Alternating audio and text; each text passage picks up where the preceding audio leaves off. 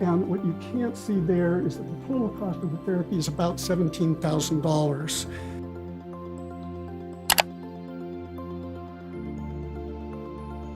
This exchange makes me realize how unfortunate it is that Lykos Therapeutics is not participating in the session today, because these sort of technical questions about running the trial presumably would be much easier if they were present at the session. They had published an earlier cost-effectiveness analysis where they assumed that MDMA was $120 for a course of treatment. And when we had suggested that price in an early draft of our health economic analysis, that was actually the only feedback we got from Lykos was, you're way low, basically. They didn't quite say it that way, but that was what they were communicating. And now you see the $10,000 that other people have assumed.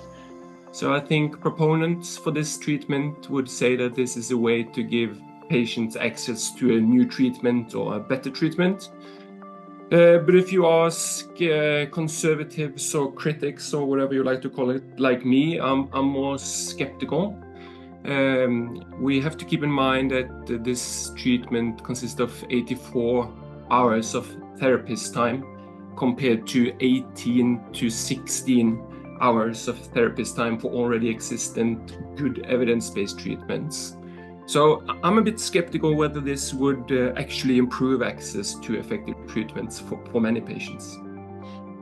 But it feels like 84 hours of therapist time, multiple dosing, 8-hour treatment days. That feels like a Cadillac, as we used to say. It feels like, wow, that is just, it's exquisite, it's huge, it's expensive. I hope to see the day when ICER issues a favorable report on the cost effectiveness of a so-called psychedelic medication, but regrettably, today is not that day.